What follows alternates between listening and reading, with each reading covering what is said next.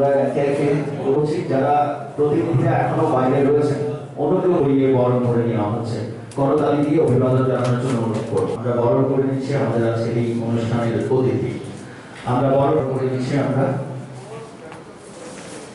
আমরা বরণ করে নেব শ্রী শিবক ভট্টাচার্য মহাশয়কে। আমরা এবার বরণ করে নেব ত্রিপুরা জার্নালিস্ট ইউনিয়ন। আমরা এবার বরণ করে নেব রাজ্যের সিনিয়র ফটো জার্নালিস্ট। এবারে আমরা বরণ করে নেব ত্রিপুরা ইলেকট্রনিক্স মিডিয়া সোসাইটি। ধন্যবাদ আপনাদের। আমরা হয়েছে তাদের আত্মার প্রতি শান্তি জানিয়ে আমরা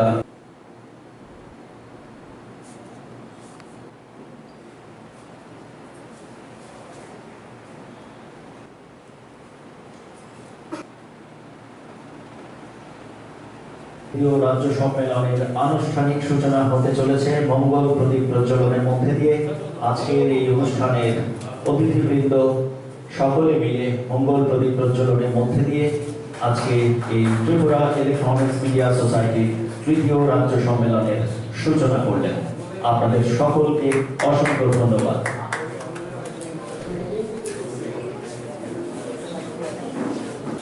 পুষ্পস্তবক দিয়ে আমরা আবারও আজকে ত্রিপুরা ইলেকট্রনিক্স মিডিয়া সোসাইটির রাজ্য সম্মেলন করোনা পরিস্থিতিতে আমরা কিছুদিন দেরিতে সম্মেলনটা হয়েছে। আপনারা জানেন আমরা কোভিড-1 মোকাবিলা করেছি, কোভিড-2 মোকাবিলা করছি, কোভিড-3 দূর করাই আমরা একজন ইলেকট্রনিক্স মিডিয়া সোসাইটির সদস্য এবং বৈদ্যুতিক সংবাদ মাধ্যমের একজন সাংবাদিককে আমরা করোনায় হারিয়েছি। খুব কঠিন পরিস্থিতির মধ্যে দিয়ে আমরা যাচ্ছি। বহু ইলেকট্রনিক্স মিডিয়া ভাই বোনেরা করোনায় আক্রান্ত হয়েছে, সবাই সুস্থ হয়ে উঠেছে। আমরা জানি যারা সামনের সারিতে দাঁড়িয়ে কাজ করে তাদের মধ্যে হলো ইলেকট্রনিক্স মিডিয়া। আমরা কোভিড-1 কোভিড-2তে দেখেছি একটা সময় কোভিড-1-এর সময় প্রিন্ট মিডিয়া বেশ কিছু সময় বন্ধ ছিল। তখন যখন লকডাউন চলছিল তখন গোটা রাজ্যের মানুষ, গোটা দেশের মানুষ ইলেকট্রনিক্স মিডিয়ার উপর নির্ভরশীল হয়েছিল। হাসপাতালে গিয়ে বিভিন্ন ঝুঁকি নিয়ে করোনার বিভিন্ন সচেতনতা গড়ে তোলা এবং মানুষকে তথ্য সরবরাহ করা, সবই আমাদের যারা আজকে এসছেন সবাই খুব ঝুঁকি নিয়ে, জীবনের ঝুঁকি নিয়ে করেছে। আজকে এই সংগঠন জন্ম বেশি দিন হয়নি, কারণ ইলেকট্রনিক্স মিডিয়ার আমাদের মাননীয় সম্পাদক বলেছেন ইলেকট্রনিক্স মিডিয়া রাজ্যের পথ চলার ইতিহাস খুব কঠিন ছিল। আমি একটু শুরু থেকে বলতে চাই, যখন আমরা চ্যানেল খুলি, আমি আমার নিজের অভিজ্ঞতা দিয়ে বলছি, আজকে অনেকে অনেক বিপ্লবী কথা বলেন, আমাদের একটা বছর আমাদের লাইন দেওয়া হয়নি। কত টাকা দিয়েছি সেটা অন রেকর্ড আছে। ভ্যানগার্ড কত টাকা দিয়েছে, নিউজ টুডে কত টাকা দিয়েছে। তিনবার আমাদের চ্যানেল বন্ধ করে দেওয়া হয়েছে, পুলিশ ঢুকানো হয়েছে, কম্পিউটার সিজ করে নিয়ে গেছে। ত্রিপুরার ম্যাক্সিমাম থানাতে এখনো আমাদের কারোর না কারোর বিরুদ্ধে মামলা আছে, সব মিথ্যা মামলা। দুর্বিষহ একটা পরিস্থিতি ছিল। হয়তো অনেকে রাজনৈতিক উদ্দেশ্যে বা কোন উদ্দেশ্যে সেটা আপনারা ভুলে গেছেন। ইতিহাস যখন লেখা হয়, ইতিহাস লেখা হয় সত্যের উপর দাঁড়িয়ে, কখনো মিথ্যার উপর দাঁড়িয়ে কোনো ইতিহাসের অস্তিত্ব টিকে থাকে না। আজকে যদি ত্রিপুরা ইলেকট্রনিক্স মিডিয়ার পথ চলার ইতিহাস দেখেন, এই পথ চলার ইতিহাস ছিল অত্যন্ত খারাপ, বারবার আঘাতপ্রাপ্ত হয়েছে, আঘাতে ক্ষতবিক্ষত হয়েছে আমরা বারবার।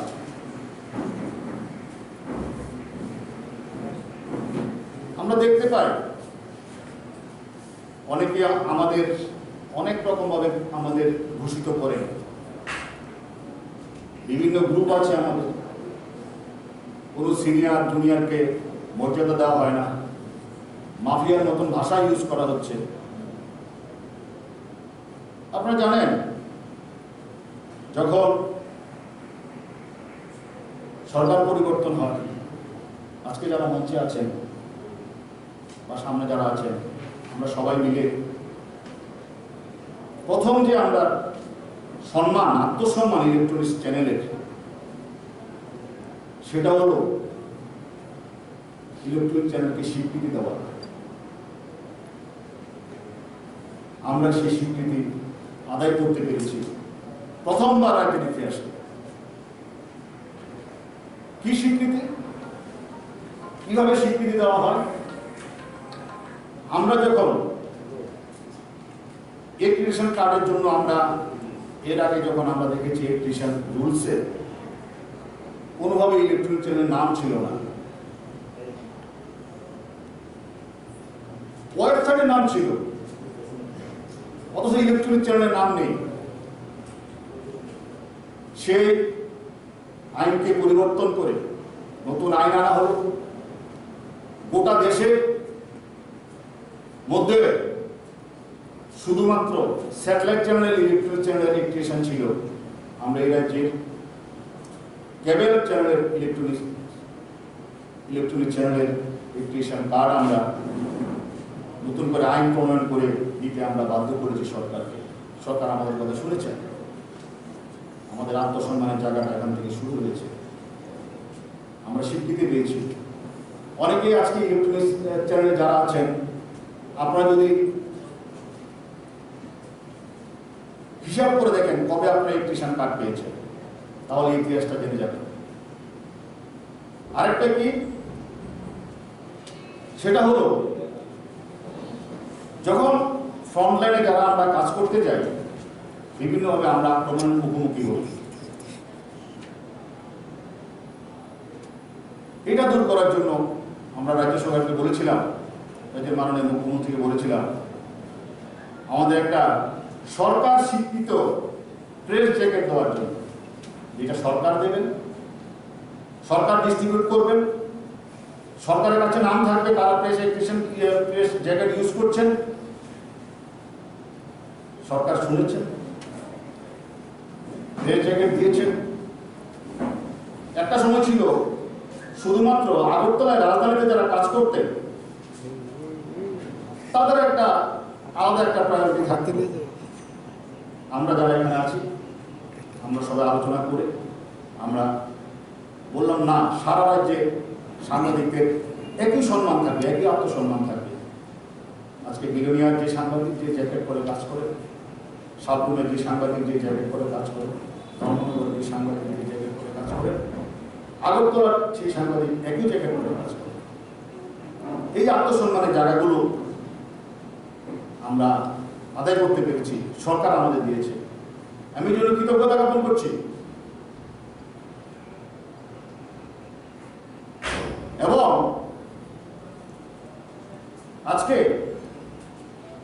বহুদিন ধরে আমার ব্যক্তিগত যে অভিজ্ঞতা, আমার চ্যানেলের এনলিস্টমেন্ট প্রায় 2-3 বছর আটকে রাখা হয়েছিল। আমি হাইকোর্টে দ্বারস্থ হই, একাধিকবার উকিল নোটিশ পাঠায়, বাধ্য হয়ে সরকার আমাদের দিয়েছে। আমি আইনের দ্বারস্থ হয়ে আদায় করতে হয়েছে আমাকে, তবু আমাকে ক্যাটাগরি দেয়নি, আমাকে সি ক্যাটাগরিতে ফেলে রাখা হয়েছিল। দুর্ভাগ্য, এই জায়গাটা আমরা দূর করতে পেরেছি যুক্তির মধ্য দিয়ে, তথ্যের মধ্য দিয়ে, পরিধির মধ্য দিয়ে, সম্প্রচারের মধ্য দিয়ে এই জায়গাটা দূর হয়েছে। কিছু কিছু চ্যানেলের অ্যাডভার্টাইজমেন্ট ছিল না। আমাদের এখানে মাননীয় সঞ্জীব দেব মহোদয় আছেন, উনিও ইলেকট্রনিক চ্যানেলের অন্যতম পুরোধা ব্যক্তিত্ব ছিলেন। জয়ন্ত ভট্টাচার্য ইলেকট্রনিক চ্যানেলে কাজ করেছেন বহু বছর। সঞ্জীব দেব এম্পাওয়ার কমিটির মিটিংয়ে ছিলেন, দ্বিতীয় মিটিং, আমিও সদস্য, কিন্তু আমি লাস্ট মিটিংয়ে আমি যেতে পারিনি। সেখানে ইলেকট্রনিক চ্যানেলের যারা যারা আবেদন করেছেন সবাই প্যানেল হয়ে গেছে, বিজ্ঞাপন শুরু হয়েছে। আর্থিক যে অসচ্ছলতা ছিল সেটা আস্তে আস্তে আমরা কাটিয়ে ওঠার চেষ্টা করছি। একদিকে আত্মসম্মান, একদিকে স্বীকৃতি, একদিকে আর্থিক সচ্ছলতা তৈরি করার কাজগুলো আমরা এই সংগঠনের ব্যানারে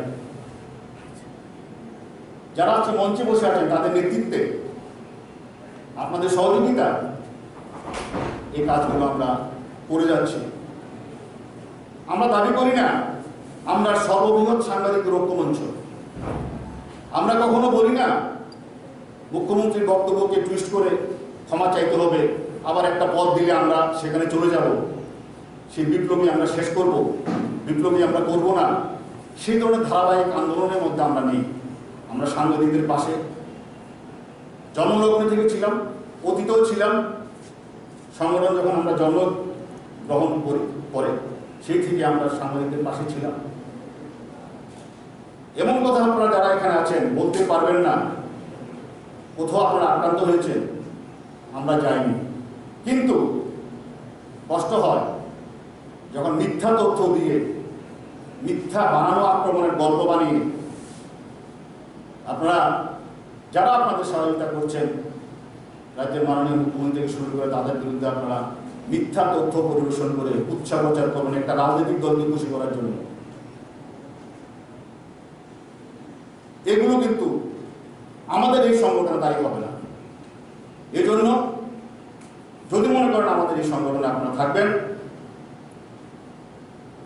আমাদের নীতি আছে, আমাদের কিছু কাজের সিস্টেম আছে। আমরা ধর্মঘট থেকে সাধারণ পর্যন্ত এমন কোনো জায়গা নেই যেখানে সাংবাদিক আক্রান্ত হলে আমরা যাচ্ছি না। আমরা একজন সাংবাদিক আক্রান্ত হোক সেটা আমরা পছন্দ করি না, সমর্থন করি না, করবও না। আমরা কোনো চ্যানেল বন্ধ হোক সেটা আমরা চাই না। কেন চ্যানেল বন্ধ হবে? আমি সেই দুঃখটা বুঝি। টাকা দিয়ে রেখেছি, বহু টাকা দিয়ে রেখেছি, তবু চ্যানেল আমাদের দেওয়া হতো না।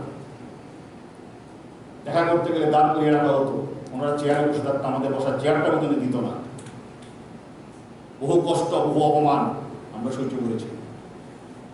কিন্তু আমরা চাই সবাই যার যার সম্মান নিয়ে, সাংবাদিকের যার যার মর্যাদা নিয়ে, কারণ আপনার ব্যবহারই আপনার পরিচয়।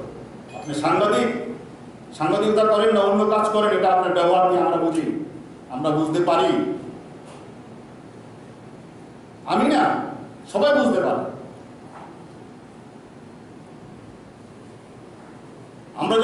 আমরা যেমন আত্মসম্মান, স্বীকৃতি, আর্থিক সচ্ছলতাটা দূর করার চেষ্টা করছি, তখন এই প্রয়াসকে বানচাল করার জন্য, যাতে সাংবাদিকরা কিছু না পায়, যাতে এই প্রয়াসটা যাতে ভেস্তে যায়, তার জন্য কেউ কেউ কাজ করেন। শুধু শুধু উৎসাহ ঘটিয়ে কাউকে ব্যক্তিগত আঘাত করে মনোবলকে নষ্ট করার জন্য কেউ কেউ চেষ্টা করেন। এভাবে হবে না, কিন্তু এভাবে আমাদের মনোবল কাউকে নষ্ট করা যাবে না। কারণ আমরা লড়াইয়ের মধ্য দিয়ে সংগঠন জন্ম। যতগুলো সংগঠন আমাদের হয়েছে সবগুলো লড়াইয়ের মধ্য থেকে তৈরি হয়েছে। একটা সময় ত্রিপুরা কর্মরত সাংবাদিকদের একটা সংগঠন ছিল, সবগুলো লড়াইয়ের মধ্যে দিয়ে তৈরি করা সংগঠন ত্রিপুরা সাংবাদিকদের একটা বড় ইতিহাস আছে। এ রাজ্যের দুজন সাংবাদিক ইলেকট্রনিক চ্যানেল হত্যা করা হয়েছে। যাদের কারণে হত্যা হয়েছে তাদের হয়ে আজকে কেউ কেউ কথা বলেন। এগুলোকে চিহ্নিত করতে হবে কারা তারা। এ রাজ্যে সাংবাদিক হত্যার ইতিহাস ছিল না। এ রাজ্যের সাংবাদিকদের যদি একটা সামান্য ঘটনা ঘটে, এটা কিন্তু বড় প্রতিক্রিয়া হয়। কিন্তু এই রাজ্যের অতীতে দেখেছি সংবাদপত্রকে বলা হতো টয়লেট পেপার। দুজন ইলেকট্রনিক চ্যানেল সাংবাদিককে হত্যা করা হয়েছে। আমি বলবো এই হত্যা ছিল পরিকল্পিত হত্যা। একটা হত্যা মামলা চার্জশিট হয়েছে, আরেকটারও চার্জশিট হওয়ার পথে। সিবিআই যেভাবে তদন্ত করছে আমরা খুশি নই। আমি নিজে অ্যাডভোকেট জেনারেলের সাথে দেখা করেছি, বলেছি যাতে স্পিডি ট্রায়াল হয়, এই বিরুদ্ধে যদি আন্দোলন করতে হয় আমরা রাজি আছি। কিন্তু কোনোভাবে গালিগালাজ করে কুৎসা করে কোনোভাবে আমাদেরকে হেয় করা যাবে না, মনোবল নষ্ট করা যাবে না। আমরা দেখেছি অতীত সবার আমরা জানা আছে। আজকে আমি আর এর থেকে বেশি কিছু বলতে চাই না।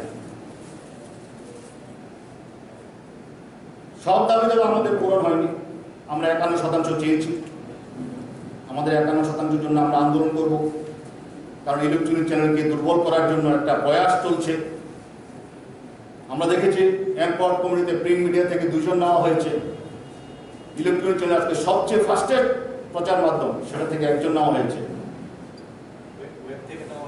ওয়েব থেকে নেওয়া হয়নি।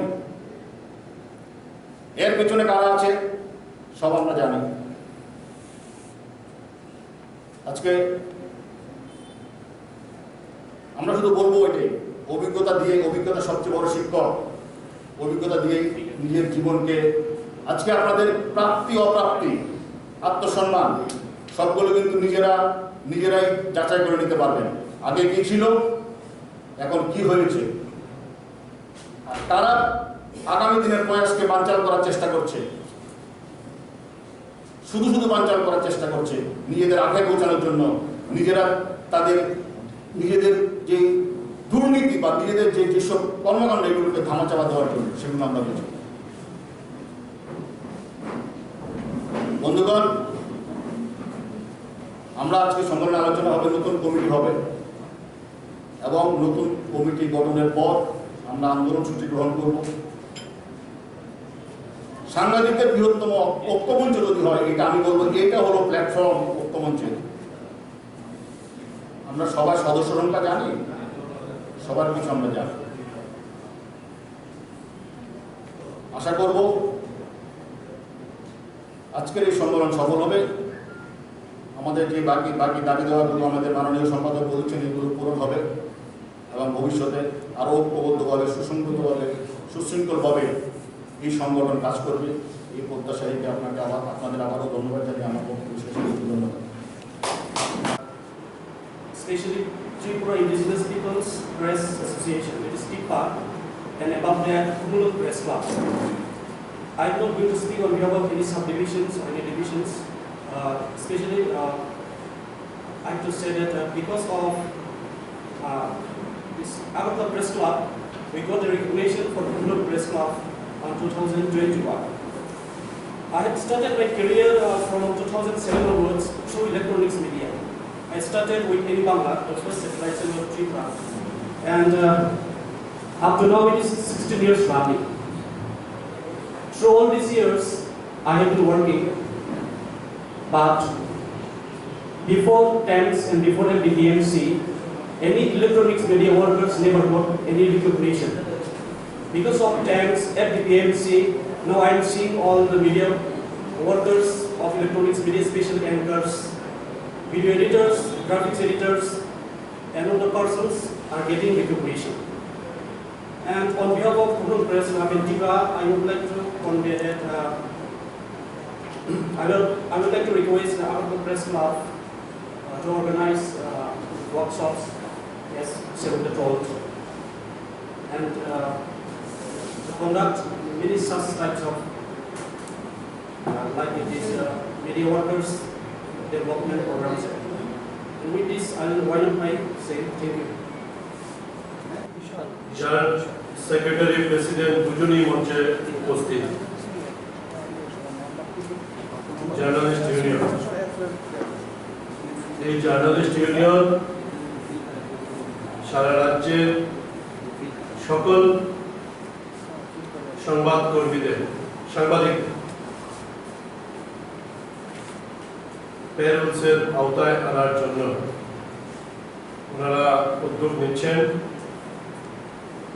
TAMS is not a trade union, কিন্তু আমাদের বন্ধু প্রতিম ভাতৃ প্রতিম ইউনিয়ন। আমরা ইউনিয়নের সাথে আছি এই প্রশ্নে। তারপরেও যে বিষয়টা প্রথম পর্বে আমি বলেছিলাম পে স্ট্রাকচারের দিক দিয়ে দীর্ঘ দিনের ত্রিপুরা রাজ্যের প্রিন্ট মিডিয়া একটা বা দুটো কাগজ বাদ দিলে পরে বাকিরা যেই স্ট্রাকচারে স্যালারি প্রদান করে তার চাইতে অনেক গুণ বেশি পে স্ট্রাকচারে ইলেকট্রনিক্স মিডিয়া আর্থিকভাবে দৈন্যতার মধ্যেও বিজ্ঞাপনের দিকে বঞ্চিত থাকার পরেও ইলেকট্রনিক্স মিডিয়ার পে স্ট্রাকচার এর চাইতে বেটার। কিন্তু এতে আমরা সন্তুষ্ট না। আরো সুন্দরভাবে পে স্ট্রাকচার তৈরি হোক, এই জায়গাটা আমরাও চাই।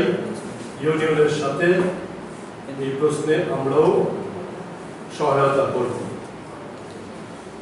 দ্বিতীয় যে গুরুত্বপূর্ণ বিষয়টি এসছে ওয়ার্কশপ। অভিজ্ঞতা হচ্ছে এফডিপিএমসির সম্মেলনে এখানে সবাই বলা ছিল, প্রায় সবাই এসছে। সম্মেলনের সিদ্ধান্ত অনুযায়ী আমরা বেশ কয়েকটি জেলায় ওয়ার্কশপ করেছিলাম। ধর্মনগরে মানে উত্তর জেলায় যে ওয়ার্কশপটা আমরা করেছিলাম, উত্তর জেলা এবং ঊনকোটিকে মিলিয়ে, এই ওয়ার্কশপটা কিছুটা ভালো হয়েছে। এর বাইরে গোমতী ডিস্ট্রিক্টে আমরা করেছি, অমরপুরে, বেলোনিয়াতে সাউথ ডিস্ট্রিক্টেরটা করেছি, আমবাসাতে ধলাই ডিস্ট্রিক্টেরটা করেছি। বাস্তব অভিজ্ঞতা হচ্ছে ওয়ার্কশপে ইলেকট্রনিক সংবাদ মাধ্যমে কর্মরত সাংবাদিক অসাংবাদিক যারা আছেন, টেকনিক্যাল পার্টে দেখছেন, উৎসাহ কিন্তু আমরা কম পেয়েছি। কথাটা বললাম এই কারণে, মাইকের সামনে দাঁড়িয়ে লম্বা চওড়া কথাবার্তা বলা অনেক সহজ বিষয়, বাস্তবে কিন্তু তা হয়। ওয়ার্কশপ হবে টেমসের পক্ষ থেকে, এফডিপিএমসির পক্ষ থেকে, ইউনিয়নের পক্ষ থেকে ওয়ার্কশপ হবে, হচ্ছে। কিন্তু ওয়ার্কশপ তো হবে শেখার জন্য, নিজের উৎকর্ষতা বৃদ্ধির জন্য। নিজের উৎকর্ষতা মানে এখানে আপনারা যারা আছেন প্রত্যেকে এক একজন এক একটা ইউনিট, এক একটা ইউনিটের উৎকর্ষতা বৃদ্ধি হলে সার্বিকভাবে media community, electronics media community তার উৎকর্ষতা। কিন্তু ওয়ার্কশপে যদি না থাকে, ওয়ার্কশপটাকে যদি খেলার ছলে নেই, তাহলে এই ওয়ার্কশপের প্ল্যানিং করাও একটা সময় নষ্ট করা, কারণ একটা ওয়ার্কশপে খরচা হয় প্রচুর। সুতরাং এই বিষয়গুলো তো সিরিয়াস হওয়া দরকার। আলোচনা যেমন করব, সমালোচনাগুলোও করব। এই বিষয়টা অবশ্যই দেখা দরকার। এই দুটো বিষয় মূলত প্রতিনিধিদের আলোচনায় উঠে এসছে। তবে আশার দিক হচ্ছে এটা, ইলেকট্রনিক্স মিডিয়া এগোচ্ছে, অনেক দূর এগিয়ে যাচ্ছে। এখন উৎকর্ষতা বৃদ্ধির চেষ্টা সবাই মিলে কিছু না কিছু করছে, টেকনিক্যালি হোক, মেধাজাত হোক। উৎকর্ষতা বৃদ্ধি এই মুহূর্তে আমাদের একটা অন্যতম টার্গেট। ত্রিপুরা রাজ্যের ইলেকট্রনিক্স মিডিয়াকে দেশের সামনে আমরা হাজির করব, এই টার্গেট নিয়ে প্রত্যেকেই আমরা এই সম্মেলন মঞ্চ থেকে যাব। আর প্রথম দিকের আলোচনায় যে বিষয়গুলো আমরা বলেছিলাম, এই যে শক্তি সারা রাজ্য জুড়ে একটা ডেমোক্রেটিক ফোর্স,